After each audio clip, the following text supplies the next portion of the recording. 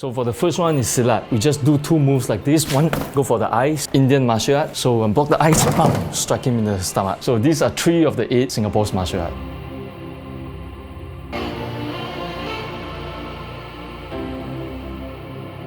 Hi, I'm Dominic, I'm 40 and I'm the head coach of Tai Chok Kun Singapore.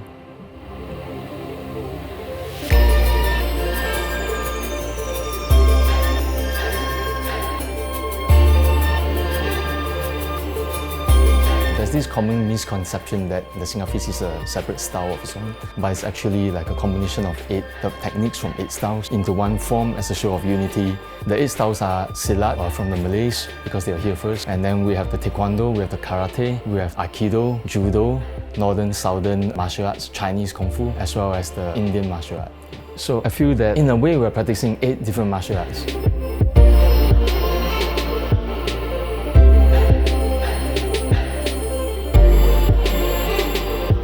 I first started out wanting to do Wing Chun, and that was before the Ip Man movie came out. So, I like it before it was cool. I think it started at 8, I was there about 6 o'clock. So I was sitting there doing absolutely nothing. Then I see this old man sweeping the floor. I was young, I was energetic, right? So I asked the old man, hey, is there anything I can help you? Can I sweep the floor? Can I help you? And then he said, no, you sit down. And then he said, what do you want to do Wing Chun? So I told him I wanted to learn how to fight. So he started to talk to me about Tai Chok Kun. So he started showing me a few moves. So I was young, I was really impressed by what he did. He showed me a picture. Then there was a man smashing like 4 blocks of ice. So I look at the picture and I look at him, is that you? And he said, yeah, that's me. Then 1 week later, I came back and I joined his school. And that was like 20 years ago. Yeah, so it's been 20 years.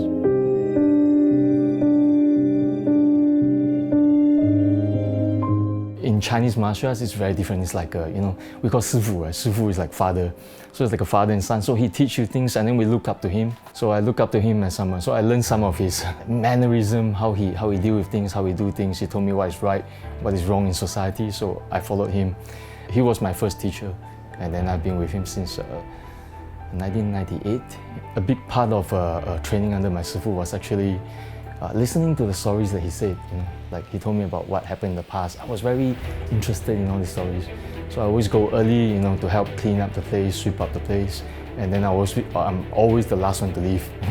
And then when there's someone who came, visitors, I'll be the guy giving out the tea. My Sifu is someone who, in my 20 years of training with him, there's not one day that he did not come for training. Rain or shine, he's always there, he's always there. I was studying uni at the time in Australia, so when I came back, I'll go back to Sifu and train with him. But sometimes, I get lazy, yeah. So I was always there, but that day I wasn't there. On the day of training, I was actually meeting a friend, we're going out for a meal. And then as we took the bus actually went through the same way that our club is at. So I was on the double deck and I saw him sitting there. He was looking out, like waiting for students to come in. And so after that, I saw that and I felt bad. And since that day, I made up my mind to be more serious in my training. It kind of inspired me to work harder.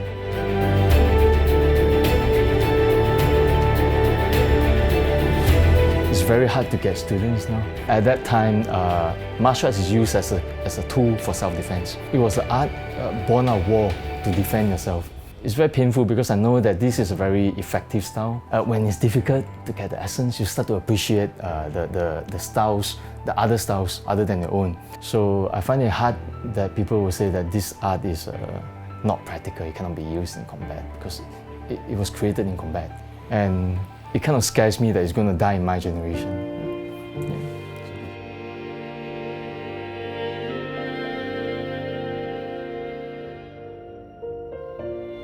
My Sifu had a bad leg, bad knee. He got it from overtraining in his youth. So he went for an operation on his leg. But during the operation, after the operation, he got a stroke, a minor stroke. And half of his body is paralyzed. So he was in hospital and then I went to visit him. His memory to me is like always the strongest guy. He's like the most fiery temper kind of guy. But when he was lying there, I realized that although he's so strong, but now he's there, he's like holding a ball, he's trying to, and he's still fighting. So a lot of people say that, the doctors, they said that when they found him, it was a few hours after the stroke.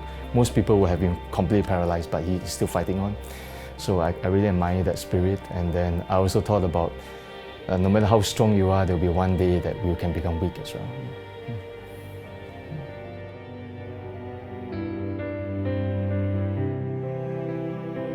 So like we like to say passion, right? But passion is actually a very vague word. I would say that it's actually a lot simpler than that.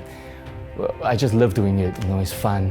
When I first started doing it, I just love doing it. I love how easy I can pick it up and how much more I need to go through, the depth. When I see it, it's like, that's simple, I can do it. But then, it's actually more than that. It's also about the self-cultivation, because you need to be practical, this guy come, you can hit him, you can do this. But as I grew up, what's more important in martial arts, what makes us relevant now? The kind of self-discipline that we have built from these martial arts. When I was hitting the hand, I was crying, right? But I insist to go on because I feel that I need to go on. The same thing with life, challenges in life. When you're hit in life, will you give up or do you keep going on? So this is the part that I should benefit the most from my martial art.